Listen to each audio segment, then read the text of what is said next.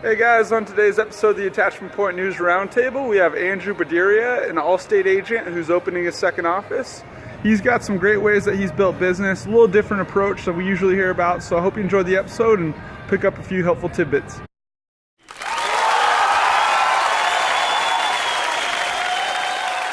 Hey guys, thanks for tuning in. We're here with my friend Andrew Baduria, who I've known actually since high school. When I was rolling out of agency, he had some great words of wisdom for me, so I thought we'd invite him on the show. And as always, I got Nick Lamparelli here, keeping things under control and looking out. So we'll jump into it. But thanks, Andrew, for coming on the show today. Yeah, of course. Anytime. Thanks for having me. Yeah, absolutely. I loved, and Nick hasn't heard it. I feel like, a lot of people tuning in with it, but how you got into insurance, I thought was really funny and classic. And I love the, I'll be around it, but I don't want to touch it. And then you fell in love, that was funny. I don't know if you want to on that.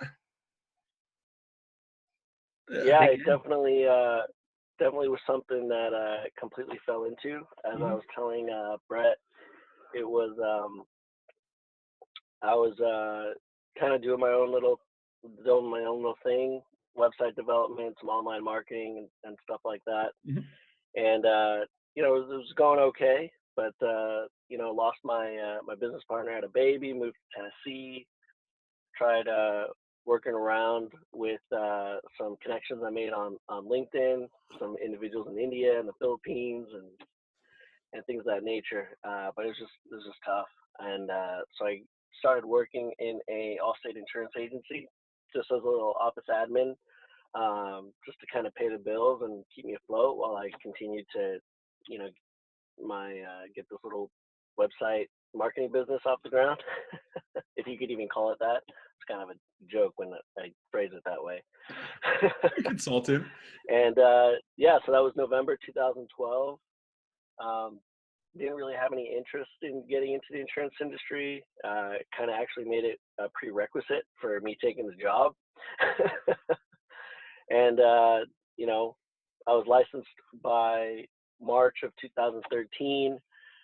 Became one of the top commercial producers for Allstate in 2014 and 2015, and then opened up my own Allstate agency in August of 2016. And then as of December 1st,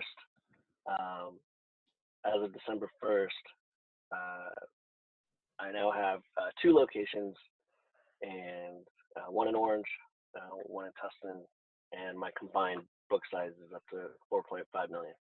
It's awesome. Wow. Congratulations. What I kind of laughed though, Andrew was like, yeah, I told him if I took the job, I was like, I don't want to touch insurance. I don't want to be involved in insurance. I want nothing to do with it. I just want to work on my other stuff. And like a month later, he's licensed and, 6 years later. When I hear stories like that, Andrew, I always ask the question, do you recall the moment where, you had that epiphany or the light bulb went off in your head? You had that moment and you're just like, this is not what I thought it was going to be. I think I actually enjoy it. It's not a phase, and I think I can make something out of this. Do you recall around that time, like what happened and what you were thinking? Yeah, so I knew that I had wanted to build something. I knew that I had wanted to create something of my own, be my own boss, work for myself type of thing.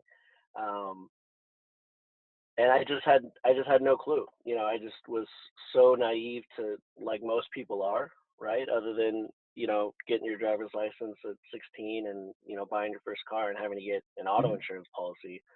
I didn't know anything about insurance or the industry or the business. And fortunately, the agent who hired me, his name's Henry Morales, he really kind of took me under his wing and really showed me the actual business and entrepreneur side of insurance. And that's really what took a hold of me at first. That's what really was able to, that I was able to wrap my hands around. And now I couldn't imagine doing anything else. I love talking about insurance. I love talking about protection. I love talking to families, businesses, and, to be able to have that, fulfill my entrepreneurial gas tank as well. I mean, yeah, I wouldn't change it. Wouldn't trade it for the world. That's cool. Yeah. You have a good sized book. Yeah.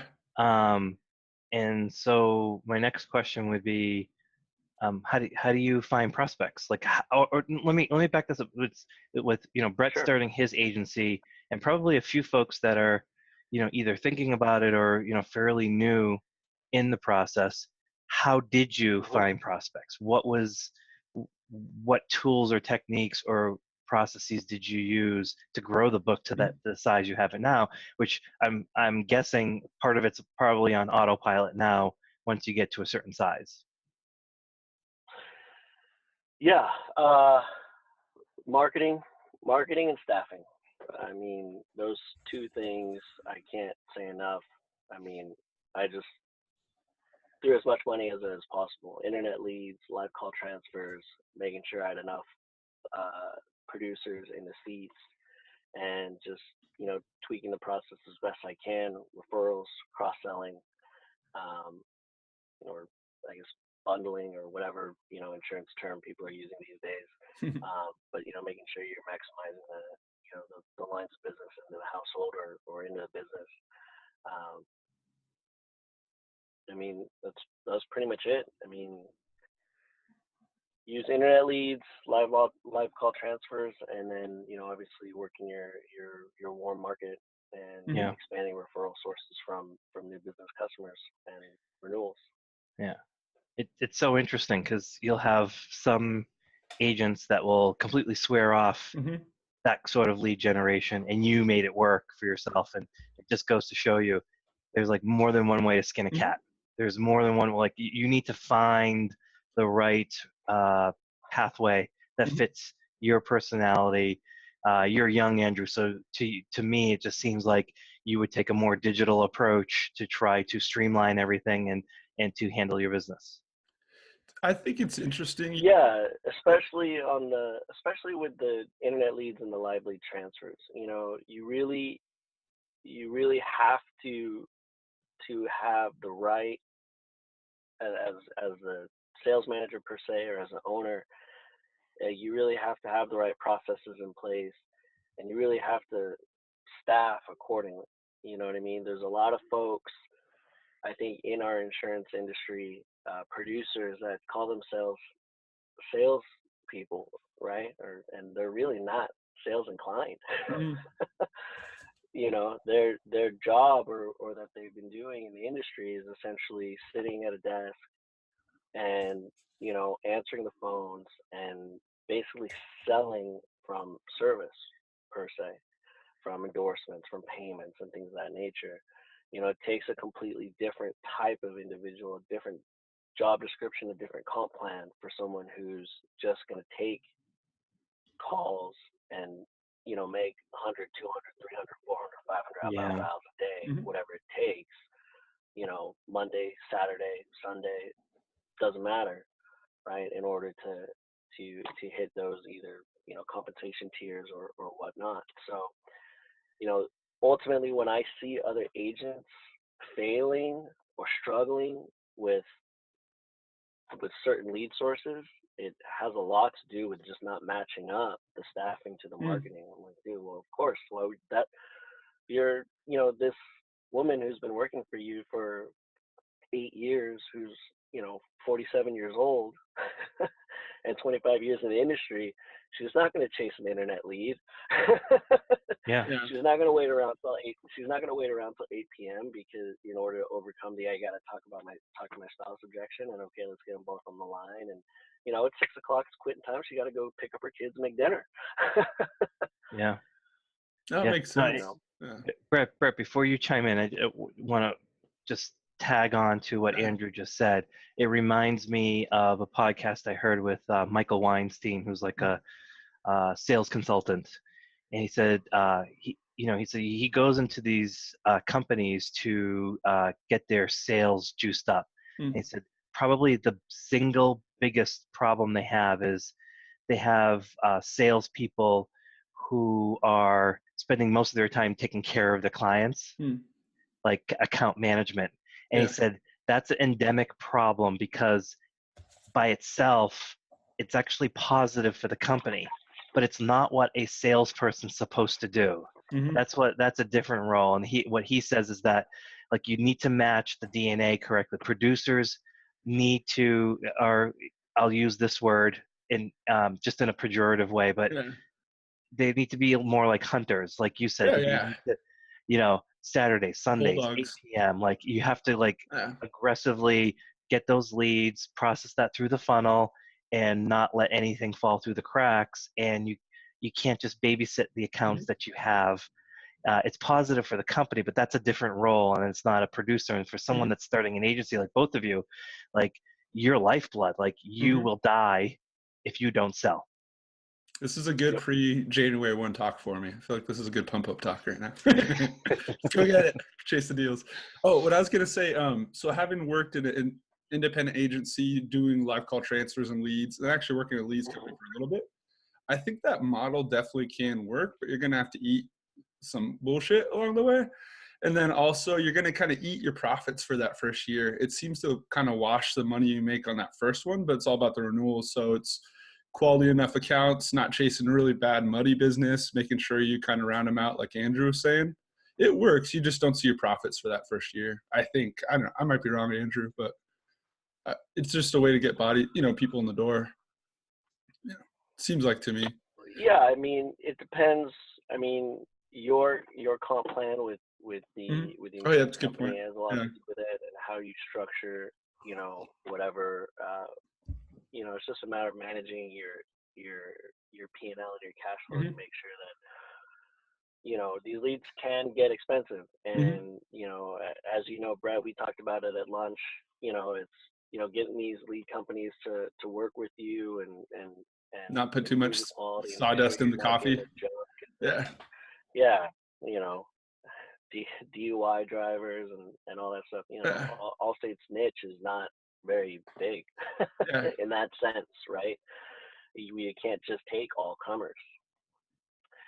And the ones that we can write, it's not really our competitive space per se, right? The ones that we could qualify from an underwriting standpoint, but tickets and accidents and at-fault accidents, BI accidents, things of that nature don't exactly put us in a competitive price point compared to the rest of the industry. So you really have to be on it. It's definitely something that you can't, at least in my experience, you can't just kind of turn on and let run, because that faucet is, especially when you're trying to run at the pace that I was running, you'll bleed through money like nobody's business. No, you got to be on it when you're on it. Otherwise, just giving money away. The other thing I wanted to bug you about, we don't have captives on here too often. We're always the independent channel, surplus lines, but I really appreciated how much you liked Allstate. They have a great product. There's a reason why the State Farms, the Farmers, and the Allstates aren't going anywhere. But yeah, I wanted just to kind of pick your brain on what you appreciate about that system and, what it's kind of taught you. Yeah, I mean, I don't have anything to compare it to. So, in my experience, I've heard all sorts of different feedback in terms of like, this technology is great, that technology sucks, or what's better than this, or, you always get those employees that float in right on my old job. You're not at your old job anymore. It's funny. So, I like it. I mean, I think like anything else, you just got to kind of find your way to play within, their playground per se. You know what I mean? They'll set a loose structure of, what they consider to be a successful agency. And, as long as you're checking off the boxes, I mean, for the most part, I couldn't be happier with the support that I get from them, from it's good to hear. A corporate standpoint, technology wise. They're pretty forward facing company. So from that perspective, you don't have to worry about brand name. Yeah, right.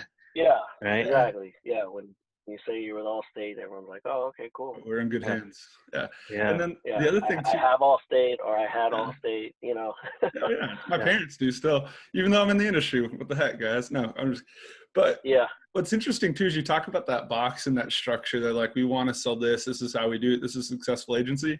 You know, it's interesting starting my own thing and really just having a smorgasbord of things to attack and different ideas you think are clever and trying to wind back to the basics. I do think there's something to having that fundamental framework that's really empowering too. You know, they give you the course and you run. You know, we played a lot of sports. Andrew's a very good soccer player. I was a middling basketball player and track guy and stuff. But you know, when you're used to sports, when you're used to sales, you're usually put in this like shoot, and it's like, okay, go that way, go get it, like go chase the ball, you know. And it's interesting starting your own thing because sometimes you sit there, you're like on the field by yourself, just like, okay, well, what's going to be the thing to work on today? What would I like to work on? You know, it turns into putting up random shots in your driveway as opposed to practicing free throws or something. And you know, the framework's nice. You know, it's an interesting Yeah. benefit. You know, plus minus to everything. Yeah. But Andrew, a question I have for you is Okay. the potential conflict of, you know, these large carriers with captive agencies that decide at some point we're just going to go direct. And I hear it. I hear like there are rumors and rumblings that I think Nationwide's the one that I hear most often, that they will eliminate the captive agent and they will just go direct. It just seems to me the insurance product itself does not lend itself well to going direct. And someone that's as hungry as like you are, or salespeople that are hungry as you are, will always be able to provide value to those kinds of companies. But do you have any concern, you know, that the big carriers are just going to decide that the captive system, they can do better, that they can, like a Jenga piece, they can just kind of pop that out? I don't. I'm not sure when it was. My business partner Henry has been in the industry, or been with Allstate since 2005 originally, and then he got out around 2008, got back in 2011. I want to say, if I have his timeline correct. No, 2000, yeah, like 2010, 2011 or so. But that was one of the reasons why he got back in, was that the president and CEO of Allstate, you know, went, you know, at one of their, you know, national forum type events, went away with the direct model. I think it was right around the same time that Allstate acquired Esurance as well. Mm-hmm. So, you know, I don't worry about it too much. I don't concern myself too much with that. But if Allstate decides to do that, I mean, you know, I try as best I can, like Brett said, especially as a small business owner and one that wants to run fast and grow quickly. There's a lot to take on, you know, and so I try as best I can to just kind of focus and concern myself with things that I can control. Yeah, good point. You know, at the end of the day, it is my book, and if Allstate does say, you know, hey, we're doing this, and you know, and it's something that I don't think is maybe a good fit any longer for me, then I'll just put up a for sale sign and gladly take my check. Yeah. I don't know. It seems like that was tried a little bit more. You guys know the timeline better than me, but just tried a little bit more a few years ago, and people realized it's complicated. And the people who might buy direct, a single low limits policy, aren't really the clients you want anyways. But anybody with decent means is going to want your 2 cents on the product. No, like you said, nobody knows anything about it, you know. So yeah, I think our jobs are safe for now until AI takes over. What's going to happen is AI or machine learning is going to create like a self-learning bot that's going to eventually take over, but that's like 20 years. I see, when I see people like Andrew, all I think about is a direct company can't compete with someone like that. Yeah. A direct company cannot compete with someone that's going to be that hungry, Mm-hmm. that will fit around your schedule, that will work on weekends. I know you can like program a bot to work 24 hours a day, 7 days a week, Yeah. 365, but there's like you said, there's low value policies, and then there are Mm-hmm. people that want to protect their home, they want to protect their car, they want to Mm-hmm. protect their business, they want to protect their families. And I just still don't see how insurance can be sold beyond a certain threshold. Like you get beyond like $1,000, and Mm-hmm. I think no one's going to write a check to a computer. Right. Like Yeah. they want to know who that person is that they're writing the check to, and someone like Andrew will always have a home Mm-hmm. in this business because they're hungry and ambitious. Yeah, absolutely. Nick, the agency, yeah, Nick kind of fell into it too. Just helped his buddy out with the agency that was like a family agency. What kind of agency did he start? Was it independent or was it captive or? No, yeah, it was independent, Okay. small, probably Yeah. like $1 million. Yeah. Just I just recently found out that he ended up merging it with another agency Mm. as well. So all of the kids I went to high school with whose parents owned agencies, Mm. they don't own them anymore. Oh wow. Now Yeah. they're employees. So like every single one of them, there's Yeah. probably 5 or 6 They in the lost it. They town had the in the town. freedom. Well, it's just Yeah. too difficult. Like Yeah. $1 million book is not doesn't have enough Yeah. heft. Yeah. Your carriers want more production, and you just can't spread that out enough. You just become beholden to one carrier Mm-hmm. to be able to offer that. And unless it's like an Allstate that's like gigantic, Mm-hmm. that's tougher to do when you're dealing with just a mutual. And then Andrew, too, like being in, Orange County, basically, it's a problem plenty. I don't worry about running out of opportunities. I just got to figure out which ones to kind of point at. I had my little project. I sent it to Nick. I put the email with you guys, but the cyberinshelp.com, that was my fun little between Christmas and New Year's when it's kind of dead anyways, just bury yourself in a website for 2 days, so I had a lot of fun putting that together, and I'll start pushing that next year. And Yeah. then Nick's thing is flood. He has a flood MGA. Has been an underwriter forever, and just they go down to the inch and pick off their risk, property by property. I think going forward, there'll be that kind of specialization Very too. cool. You have to have your wedges where you're really providing unique value. Yeah. Andrew, I spend a lot of Absolutely. time thinking of lead generation, but I do it in a slightly different way. Given the peril and given how difficult it is to sell, it's not homeowners, it's not auto. We look to develop strategic relationships with particular brokers. And the idea is that, hey, we will work not exclusively with you, but we will work in conjunction with you in a particular way so that we as a partnership can develop the product together over time. So we can keep iterating. So right now, Flood is kind of like a cookie cutter product. We're trying to bounce out of that. So the product that we're going live with in January, residential and commercial, has loss of use. We will cover contents in a basement. Cool. Right? It's already like very different. Yeah. And so we want to work with strategic brokers that recognize like, hey, that's awesome. Yeah. We'll move as much flood business as you can handle over to you, because that is very unique and that serves our clients very well. And at the end of the day, that's what I want to do. Andrew, I feel like my job is to pay claims. It's just I have a secondary job is to make my carriers money as well. Yeah. I want someone that appreciates the claim that we're going to be paying somewhere down the road. Yeah. Right. And that's key. That's key, especially, just, these days. And like you said, whether it be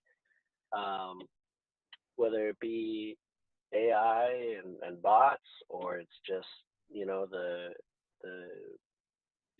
the internet type companies that are just saying click, click, click, and then we'll just email you your policy. And man, you get these customers that are like, yeah, hey, can you, help me with insurance? I mean, my own sister emailed me yesterday. Hey, can you explain to me what this is? Some guy's telling me, because she just recently got married, and so they're, she's adding her spouse and the car to the policy. She's like, yeah, this guy's trying to tell me, like, I don't need collision. I need something like uninsured motorist. And, I'm like, Oh my God. Yeah. Well, just send me the policy. you Yeah. know, and she's, my sister's got a PhD. She's 33 years old. She's got a PhD. She works for the LA Galaxy. I mean, she's one of the smartest people I know. Has no idea what Yeah. the heck she's looking at when she's looking at an uninsurance policy. Yeah, it's not that insurance is like super complicated. It is complicated. It's not that it can't be understood. It's just that, I think it's a certain kind of product where people don't want to understand it that in depth, and they want that trusted advisor that's just going to be like, I got my guy, I got my woman, she takes care of me. She, I truly think people want that. I just got a switch to used cars, and I'm with Travelers, and I just emailed them and said transfer this to this, and she emailed me back, the lady, and she's like, you can just go on the Travelers website. It's like, I don't want to do that. Yeah. I just want to email you and say, do this and just take care of me. Yeah. I don't want to like click add and start doing all this stuff. Here's a image of the title. There's the VIN. Please take care of this for me. And I'm an insurance expert. That's why you get your 10 to 15. I don't even want to deal with it. Yeah. That's why you get your commission. Yeah. I'm paying them, the agent, to do that because I don't want to do the work. It's not like self-service at a grocery store where it's like, okay, if I kind of take care of this, I can kind of get in and out quickly. I don't have to wait in line. Right. I don't want to do the heavy lifting. So on the flip, it is sweet when you have a good person take care of your insurance. Hey, I got a new job at this address. Boom, you're covered. Okay, I'm driving less miles. Boom, we downrated it. Like, it's just nice. Those one-line email back. Andrew, where in Tustin are you? So my office in Tustin is on the 55 freeway and 17th, right there across the street from like the Zob's Bistro and Crab Picker El Torito Shopping Center right there. Yeah. And then my office in Orange is off of 55 in Catella and Wanda right there as you enter like Villa Park, Orange Park Acres and stuff. I tried to catch Andrew a few times. I'm like lost in the woods. So there's a couple times driving down the 55 and just, is Andrew here? No, sorry. Is Andrew here? She lined up lunch. I'm familiar with both, but especially the Tustin one.